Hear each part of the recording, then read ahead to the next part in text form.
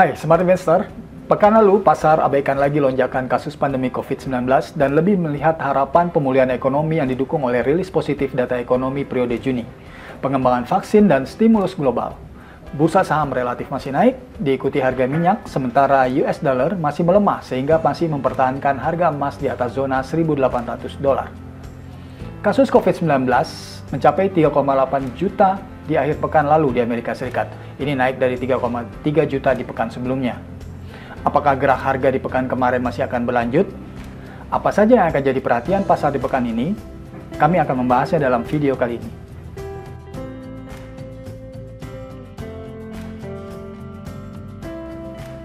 Poin pertama, data retail sales Juni Amerika Serikat dirilis positif di pekan lalu.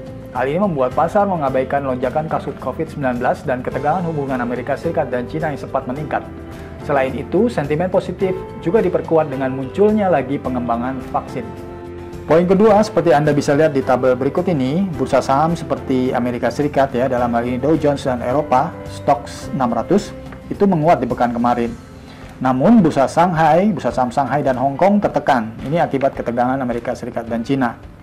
Nah, poin ketiga menyangkut harga minyak meskipun terbatas, relatif masih menguat di atas zona $40 per barel di pekan kemarin.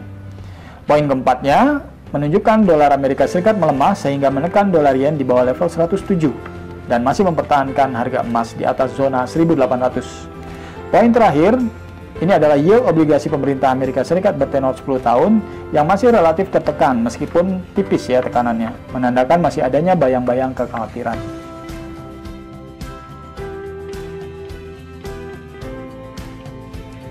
Yang pertama, pandemi COVID-19, khususnya di Amerika Serikat yang terus meningkat sehingga berisiko menekan aktivitas ekonomi kembali. Hal ini sudah tekan data consumer sentiment periode Juli Amerika Serikat dari University of Michigan pada hari Jumat lalu, dirilis 73.2 di bawah perkiraan 79.0. Sementara weekly jobless claims Amerika Serikat dirilis 1,3 juta, lebih pesimis dari perkiraan 1,25 juta. Yang kedua, data dan peristiwa ekonomi. Pada hari Senin akan dirilis laporan keuangan perusahaan Amerika Serikat IBM, lalu akan dirilis juga hasil KTT Uni Eropa untuk stimulus Eropa, dimulainya debat Kongres Amerika Serikat untuk program bantuan baru. Ini adalah tunjangan bantuan berikutnya setelah tunjangan ekstra pengangguran Amerika Serikat berakhir pada 31 Juli 2020 ini. Poin berikutnya di hari Rabu ya, laporan keuangan perusahaan Microsoft dan juga Tesla. Hari Kamis ada laporan keuangan dari Amazon, Intel Corp, dan Twitter. Diikuti dengan rilis data weekly jobless claim Amerika Serikat. Nah, di hari Jumat akan ada rilis PMI manufaktur periode Juli dari Australia, Eropa, dan Amerika Serikat.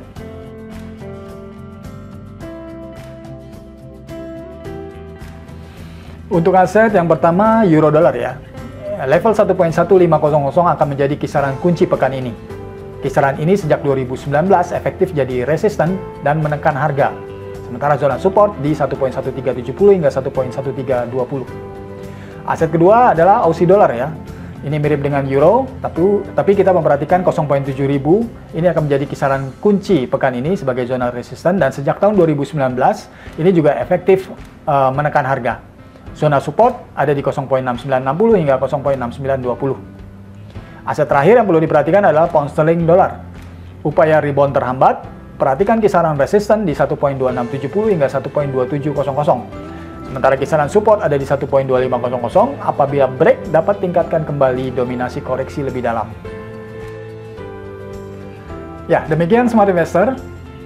Kenaikan euro dolar dan Aussie dollar kini hadapi zona kunci yang bisa saja menghambat gerak keduanya di pekan lalu. Sementara GBP USD masih rentan mengalami koreksi turun. Semoga bisa menjadi peluang untuk Anda di pekan ini. Saya Remen Abadi dari Research Departemen PT Valbury Asia Futures. Jangan lupa subscribe, like, and share. Sampai jumpa.